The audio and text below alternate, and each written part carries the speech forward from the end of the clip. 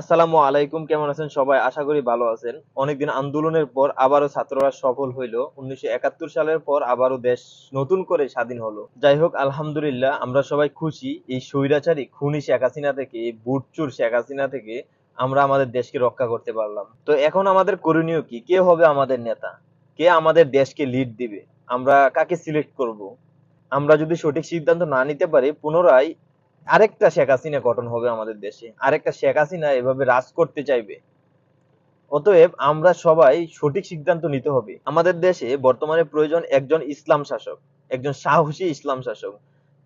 আপনি যদি চিন্তা করেন, আমাদের দেশে যে শায়েকরা আছে, যে মুফতিরা আছে, উলামায়ে কেরামরা আছে, এদের মধ্যে প্রত্যেকে বুদ্ধিমতী এবং প্রত্যেকে জ্ঞান সম্পন্ন ব্যক্তি। তো এজ এ মুসলিম কান্ট্রি হিসাবে আপনি যদি কোরআন হাদিস থেকে আইন প্রয়োগ করাইতে চান, অবশ্যই একজন ইসলামিক শাসক দরকার।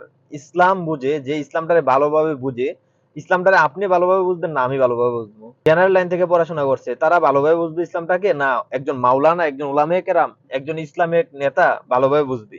কে বুঝবে ভালোভাবে? আপনি সিলেক্ট করেন। যারে তারে রাজনীতিতে আইন না, যারে তারে দেশের শাসক হিসেবে বানাই দিবেন, সে কিভাবে দেশ শাসন করব? সে তো ওই লেভেলের দেশে শাসন করব যেই লেভেল শেখ হাসিনা কইরা গেছে। খুন করব, খুনি হাসিনা হইব।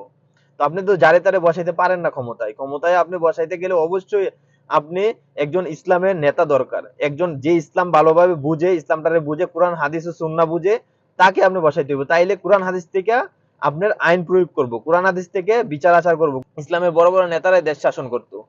আমাদের নবী রাসূলরাই কিন্তু দেশ শাসন করত।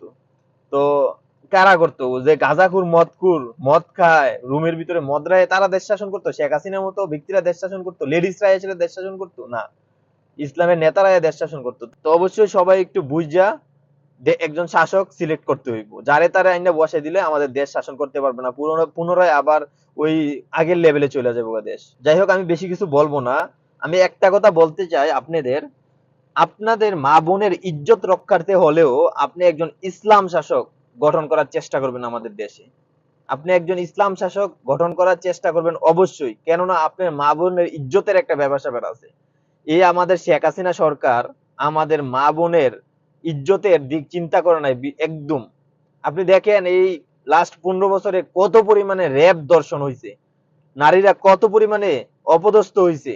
একজন ইসলাম শাসক আসলে এভাবে চলতে দিবে না। নারীদের নারীদের ভালোভাবে সেভে চলার জন্য আইন প্রয়োগ করবে, পর্দায় থাকার জন্য আইন প্রয়োগ করবে। অতএব র্যাব দর্শন কম হবে। র্যাব দর্শন হইলেও এটার আইন অনেক কঠোর আইন হবে। কিন্তু শেখ হাসিনা সরকার র্যাব করে লাইলো, বাইচা গেছে গা, র্যাব দর্শন হয়ে গেছে গা, বাইচা গেছে গা।